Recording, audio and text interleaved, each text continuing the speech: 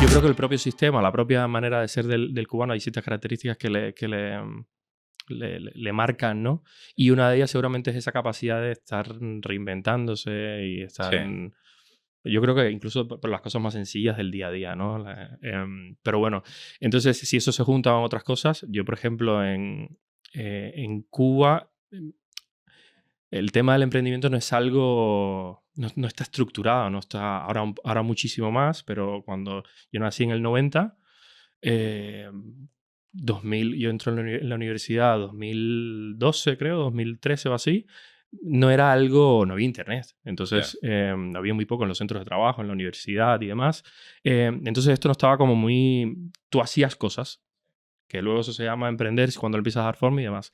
De hecho, nosotros la primera vez con la que choco yo con algo de emprendimiento, la gente siempre dice que es, sí, aquí en España, no, yo vendía cromos cuando pequeño. Bueno, sí, seguramente eso lo ha hecho. Y vender ciruela, yo vendía ciruela, bueno, eso no es emprender, eso es entretenerte. Hacer cosas. Eso es, y como tú ves al de al lado en una carretilla, pues lo haces tú también y ya está. Pero bueno, en nuestro caso, yo la primera vez con la que choqué, yo algo sí tenía súper claro, era lo que quería estudiar. Pero desde que tengo memoria, ¿eh? Desde que yo tengo memoria, sé que yo no sabía exactamente qué era, pero siempre quise trabajar delante de un ordenador. De hecho, a mí me regalaron el típico, antes de tener PC, el típico juego de los barcos. ¿Cómo se llama? Sí, hundir la flota. Sí, el de hundir la flota. Pero el manual, y yo lo abría los domingos, que mis padres estaban durmiendo, en lo que empezaba la televisión en Cuba a las 9 de la mañana, y yo abría esto y me empezaba a hacer así, como si estuviese abriendo en un portátil, porque yo veía la televisión y veía que escribían y me empezaba a meter yo en mi mente con aquello que parecía un portátil abriéndolo.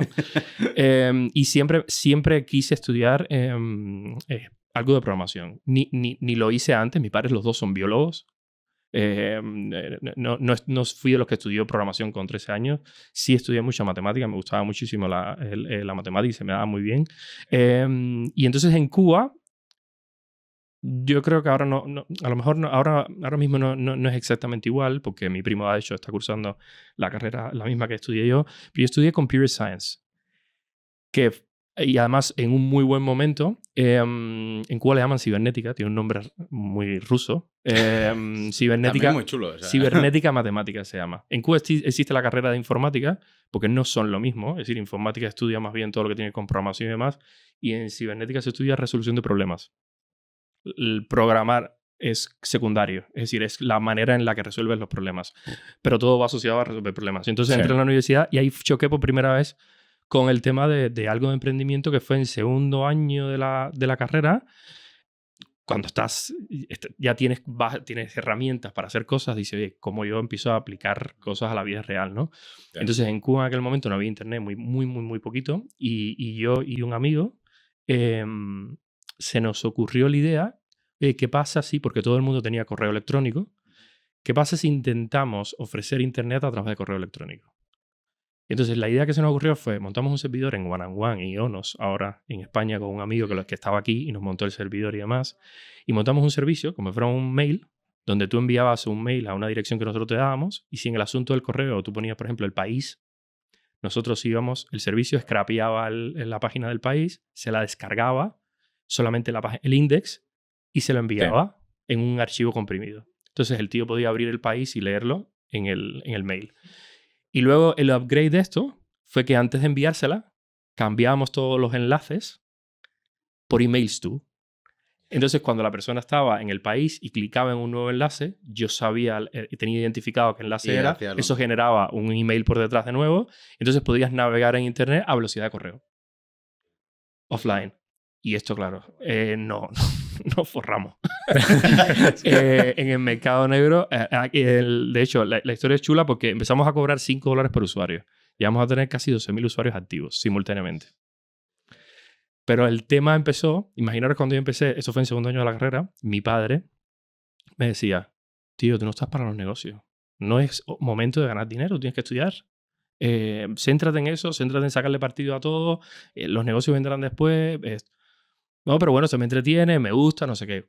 Cuando llegamos a estos niveles, mi papá decía, no hace falta si esa asignatura tampoco es tan importante. Examen ya pasado en un segundo Yo recuerdo, plano. yo vivía en un edificio y yo recuerdo estar saliendo con mi colega por el edificio a las 7 de la noche En Cuba todo era manual, ¿vale? Ahora os comentaré, de hecho, cómo nosotros trabajamos para dar de alta a los usuarios. Pero yo estoy bajando de mi edificio y mi padre me llama del balcón, nene, un cliente por teléfono. Y le decía, dile que luego lo llamo, ¿sabes? Es decir, me decía, no, los clientes no se les trata así, ¿eh? Y entonces mi padre fue el primer trabajador que tuvimos luego, pero con otro tema, porque claro, ¿cómo cobrábamos? En efectivo, todo.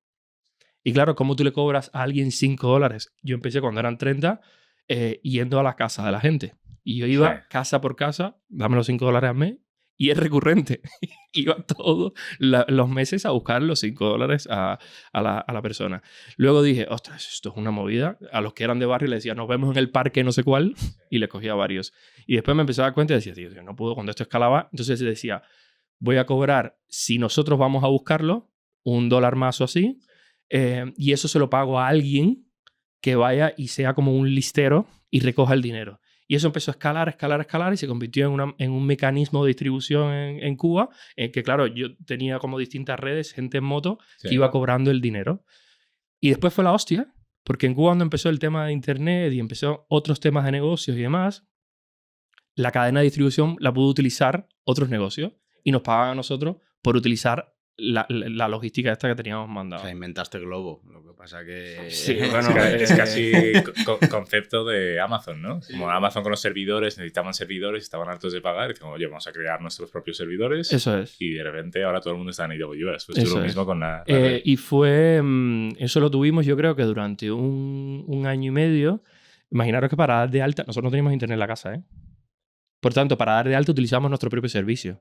Yo enviaba un email, pero específico, con los datos del email de la persona para meterlo en el whitelist de que se puede interactuar con nosotros y demás. Y una historia súper chula es que, claro, nosotros de principio sabíamos dónde estábamos viviendo.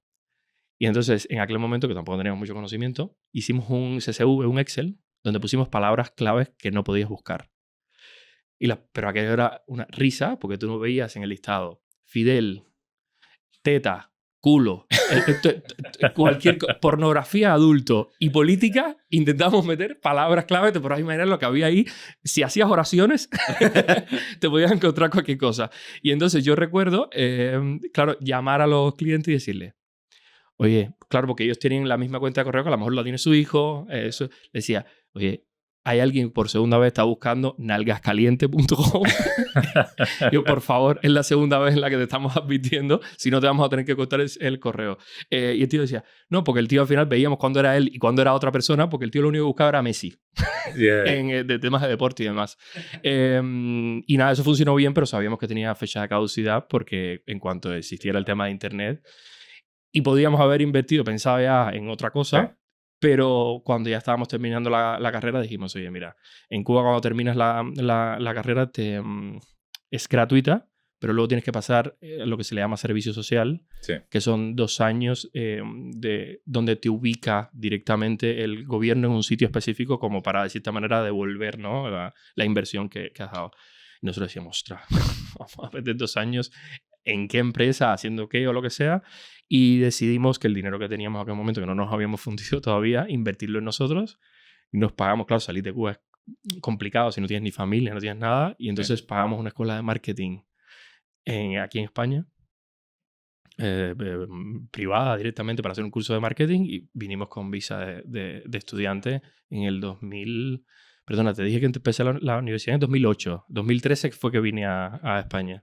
Y en el 2013 llegamos a España. Yo creo recordar que llegué con 576 euros y $200 americanos que me dio mi padre antes de... Porque claro, te puedes imaginar pagar la escuela al cash. La suscripción de la escuela al cash. Es decir, además la escuela de matrícula se pagaba mensualmente y demás. Los papeles del viaje, las legalizaciones, que en Cuba te cobran la embajada y el no sé qué. Era una historia. Y yo recuerdo a mi padre darme $200. Me decía, mira, que yo tenía esos $200, no sé cómo. Yo me acuerdo cuando los fui a ingresar al banco, se me aguaban los ojos de decir, ostras.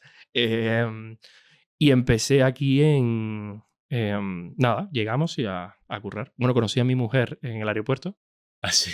Y que es mi mujer hoy, me refiero que no es por el tema de papeles, es mi mujer, la madre de mis hijos. Pero en el aeropuerto, ¿al llegar o al salir? Al llegar.